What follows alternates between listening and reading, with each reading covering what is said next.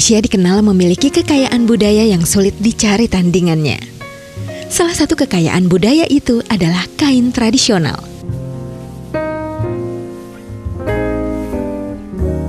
Boleh dibilang, di seluruh daerah di negeri ini memiliki kain khas, baik itu berupa kain tenun, songket, maupun batik.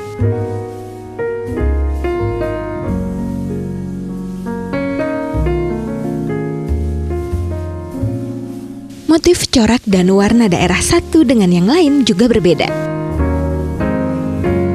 Kekayaan dan keindahan kain tradisional tersebut yang membuat Kristi Damayanti tertarik mengumpulkannya. Kini ia telah memiliki sekitar 400 kain tradisional dari semua provinsi di Indonesia. Dari dulu memang suka, tapi kan dulu kan kita cuma kenal namanya batik. Ya, dari kecil saya suka batik. Dan waktu sekarang kerja tuh setiap minggu tuh di kantor harus batik hari Kamis sama Senin. Jadi saya banyak beli beberapa batik untuk ke kantor. Lalu kira-kira 2 tahun, 3 tahun ini kan sangat lagi booming namanya tenun. Tenun pertama kali saya kenal di Jakarta itu adalah mahal banget. Dan saya pingin banget punya tenun sebagai baju. Waktu itu minimal 1 juta, 2 juta. Saya pikir saya nggak mungkin beli tenun untuk baju. Karena buat saya 1 juta atau 2 juta tuh bukan untuk baju gitu kan. Jadi oke, so bagaimana caranya supaya saya dapat tenun itu. Jadi saya buka-buka internet, buka-buka Facebook, tanya-tanya teman-teman saya entah dimanapun, ini berapa, ternyata memang cukup mahal. Sampai akhirnya waktu itu ada beberapa teman di luar kota, di NTT, Bali, Maluku, Irian, atau bahkan sampai Medan.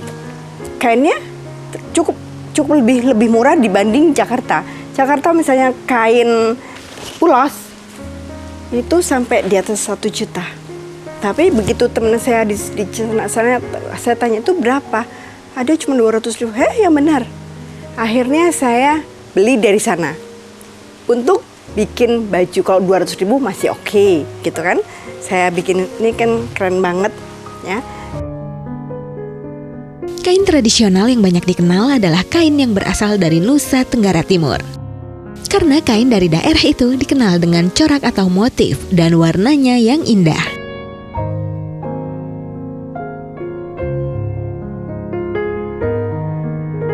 Selain NTT, kain dari Papua juga tak kalah indah. Corak dan warnanya pun tak kalah dengan kain dari NTT. NTT itu ada ratusan desa, dan masing-masing desa beda jenisnya. Salah satunya adalah ini namanya Ayu Topaz. Ayu Topaz ini saya punya ada beberapa warna, hitam, ada biru, dan ini yang saya paling suka setelah jadi pink. Ini saya beli dari teman saya di sana dan saya jahit karena harganya kalau dibanding Jakarta jauh sekali. Gak kan kepikiran bahwa ini dari mana? Papua. Warnanya luar biasa, cantik banget. Terus ini warna-warna ini Papua loh. Bayangkan Papua tuh kesannya kan suram, tapi tidak. Ini juga Papua. Ya. Uniknya, setiap daerah memiliki ciri khas tersendiri. Kain dari Papua misalnya, selalu ada gambar cendrawasih, rumah maupun alat musik tradisional Papua. Warna-warna yang dipilih pun kebanyakan warna yang cerah dan terkesan mewah. Yang pasti kan batik Jawa ya, jelas itu Solo, Jogja udah pasti. Terus kalau misalnya Papua tuh jelas ada cendrawasihnya, ada rumah honinya. Saya bisa langsung tahu ini adalah dari di Papua. Dan ini juga ini khas banget dari ulos dari Sumatera ya. Hanya begini modelnya, cuman berwarna-warni. Terus itu semua itu tidak ada yang sama. Kalau saya punya ini, Gak ada yang satu pun yang sama. Karena satu orang bikin satu kain. Orang lain mungkin hampir-hampir sama, tapi pasti tidak sama. Makanya harganya menjadi mahal. Kain-kain tradisional dibuatnya masih menggunakan cara-cara tradisional. Oleh sebab itu, tak mengherankan jika satu kain selesainya sampai berbulan-bulan. Inilah keunikan sekaligus keistimewaannya, karena kain satu dengan yang lain tak persis sama. Kain ini bisa sampai 2-3 bulan. Apalagi yang dari NTT bisa sampai 10 bulan bahkan 1 tahun. Satu kain. Nah itu makanya membuat harga kain itu luar biasa mahalnya. Itu dan satu orang itu beda dengan orang lain. Walaupun dia punya konsep yang sama, tapi akan beda karena tangannya beda. Terus dan itu mereka tidak digambar loh. Dengan alatnya dia bisa masukin warna-warninya dan tidak digambar sama sekali. Saya benar luar biasa. Wow, saya kalau ngeliat tuh ya ampun sampai bisa berjam-jam saya melihat. Luar biasa.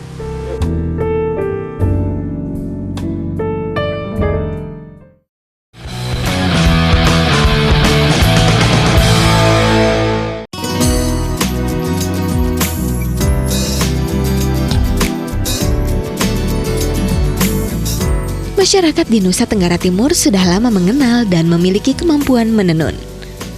Kemampuan yang diajarkan secara turun-temurun itu masih berlanjut hingga kini. Corak, motif, dan warna kain tradisional NTT memang sangat khas. Kekhasan inilah yang membuat Kristi sangat menyukai kain dari NTT. Yang jadi saya sangat favorit adalah kain amarasi yang saya pakai. Ini dari NTT, lihat warnanya luar biasa. Dan yang kalau saya suka biasanya saya jadikan baju. Ini amarasi dari NTT yang paling saya suka dan sering pakai adalah itu. Lalu ini juga NTT, tapi NTT itu ada berapa ratus desa dan masing-masing berbeda. Ini juga namanya Buna NTT. Kalau ini amarasi, ini Buna. Terus ini lain lagi.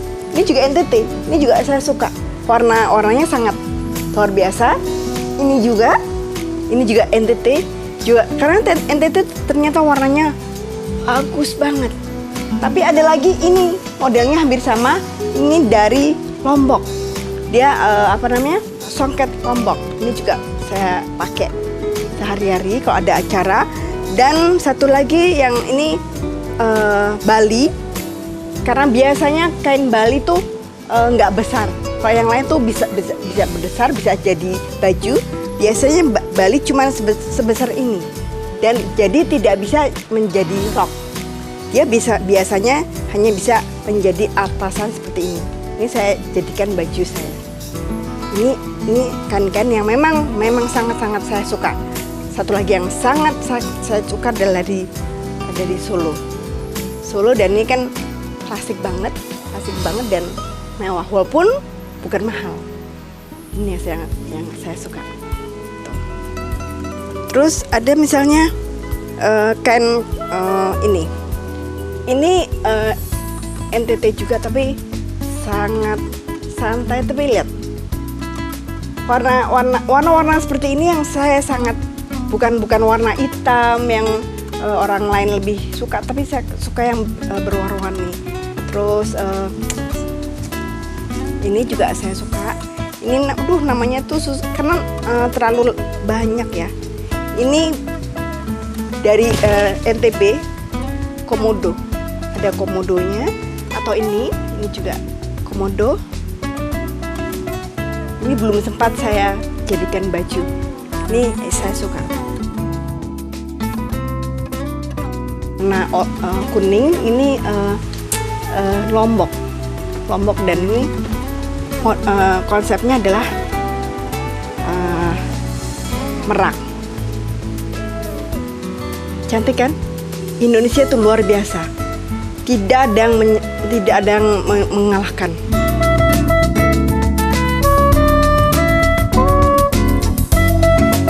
Kain dari Indonesia bagian barat dan kain tradisional dari bagian timur memang memiliki perbedaan. Ulos dari Sumatera Utara misalnya, biasanya dominan dengan warna hitam, merah, dan putih, dan dihiasi tenunan benang emas atau perak.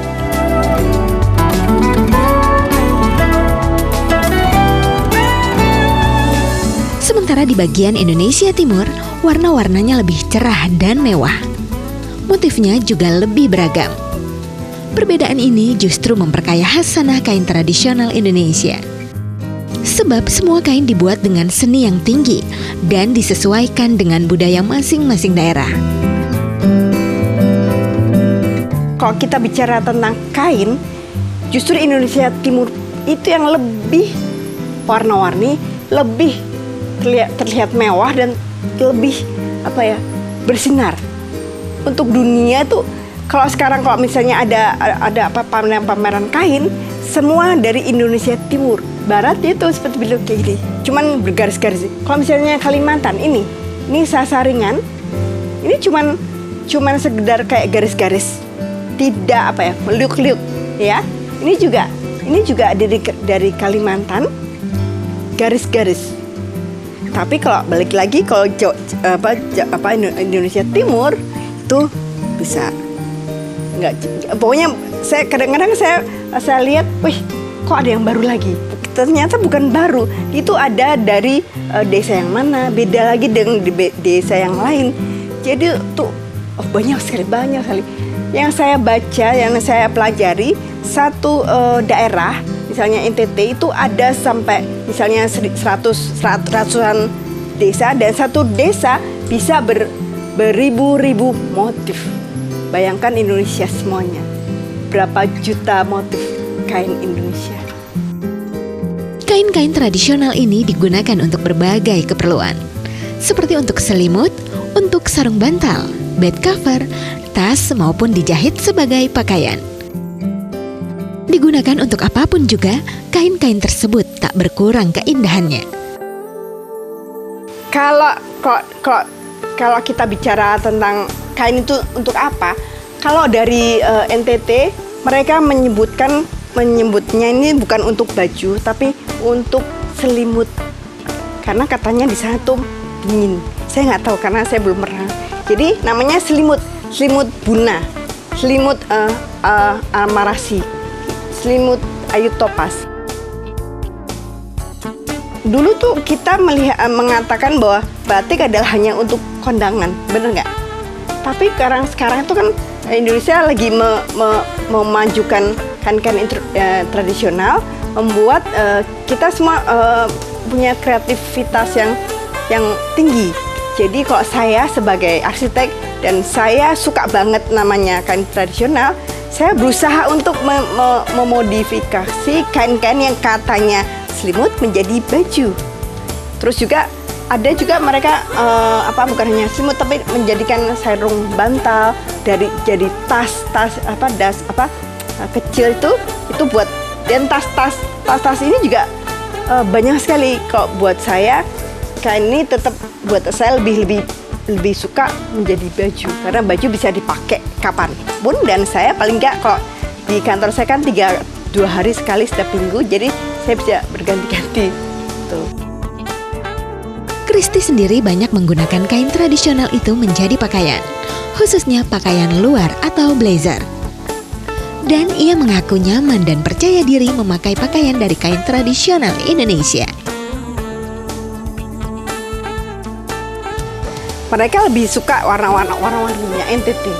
Dan ini beberapa pesan dari saya, walaupun saya bikin, karena saya bukan bisnis, saya cuma pesan dari teman saya di sana. Terus mereka mau, ya sudah. Jadi mereka paling lebih suka dari NTT, karena banyak sekali jenisnya. Ya kalau misalnya begitu, waktu sebelum saya bilang, apakah tahu nih dari mana? Gak ada kan? Semua nggak ada yang pernah tahu. Kalau misalnya memang ada yang pingin tahu, biasanya ada setiap 1 tahun tuh 3 kali pameran di JCC. Dan itu banyak sekali kain-kain, tapi harganya luar biasa. Jadi paling nggak kita bisa ke sana melihat dan atau enggak ya kalau misalnya pingin ya kita cari tahu dari teman-teman kita.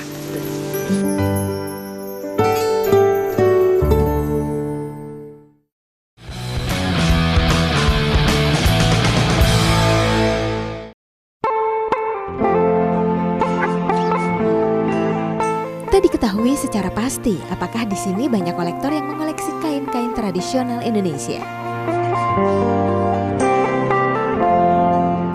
Setahu Kristi memang ada kolektor seperti itu. Namun biasanya mereka mengkhususkan pada kain daerah tertentu.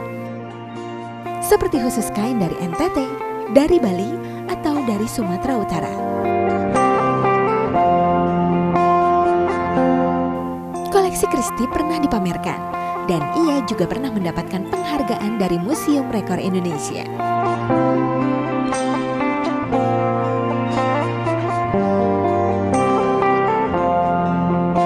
Jadi Pak Jaya bilang bahwa oke, Kristi kamu siapkan untuk pameran next gitu kan. Sebelum itu saya baru dapat muri yang Disney ya, tentang Rako. Akhirnya antara dari September ke November 2 bulan saya persiapkan untuk pameran tentang yang saya punya kain Indonesia, tapi berhubungan dengan perangko karena saya punya juga koleksi-koleksi perangko tentang kain tradisional Indonesia. Jadi waktu itu saya bawa hampir semua kain ini ke sana. Saya desain posisinya dengan cantik, baju-bajunya, kainnya, perangkonya. Terus tanggal November 2014 saya pameran di Muri. Dan beliau tuh sangat apresiasi. Kenapa? Karena ini kan kainnya warna-warni. Saya jajar satu museumnya, dia kan punya museum dan kelihatan banget cantik sekali. Dan itu membuat saya mendapatkan rekor dunia muri internasional. Ada beberapa, tapi mereka hanya satu daerah saja, khusus untuk Bali. Khusus untuk NTT atau biasanya di Medan, Ulos. Yang lain tuh agak jarang. Tapi saya punya 34 provinsi. Ada 34 provinsi dan masing-masing provinsi bisa antara 5 sampai 10 jenis kain. Begitu banyaknya jenis kain tradisional Indonesia dan semua memiliki keindahan tersendiri. Namun sayangnya masih banyak masyarakat kita yang belum mengenalnya.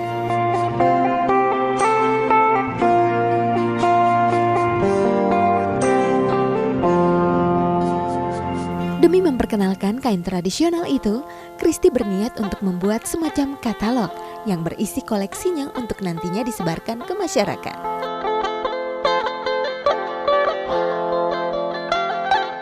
Indonesia tuh sangat kaya banget.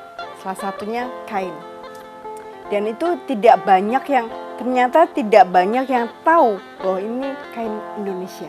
Jangankan dari luar negeri, kita pun waktu saya baru masih belajar, saya baru bagus ya, itu nggak pikiran itu kain Indonesia. Jadi saya pengen kita memajukan Indonesia, salah satunya dengan kain. Karena sangat-sangat disayangkan kalau kain-kain ini punah. Mereka banyak teman-teman saya yang di Kupang atau di Bali, mereka agak-agak susah untuk cari kainnya sekarang karena yang menenun itu tidak ada yang mau lagi karena mereka lebih cari pekerjaan di pabrik gitu. Jadi kan sayang sekali udah nanti kainnya menjadi lebih mahal, terus kainnya hilang karena ternyata waktu kemarin saya ke Bali atau teman saya di Kupang bilang bahwa teman-teman turis-turis internasional yang ke sana, mereka borong kain-kain itu untuk dibawa ke negaranya. Nanti lama-lama kain kita udah nggak ada, habis. Tadi ada ide, saya akan bikin kayak katalog atau di foto dan saya sebarkan ke semua negeri ke dunia. Tapi yang saya sudah lakukan, kain-kain ini saya foto, saya jadikan kartu pos, lalu saya bagikan ke teman-teman saya di Eropa dan mereka sangat suka. Memperkenalkan Indonesia ke dunia luar pun bisa dilakukan lewat kain tradisional.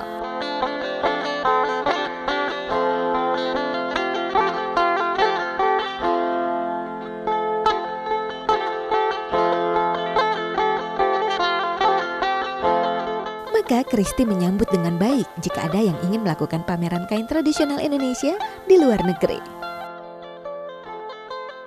Christy bahkan tak berkeberatan meminjamkan koleksinya untuk keperluan pameran tersebut jika diperlukan.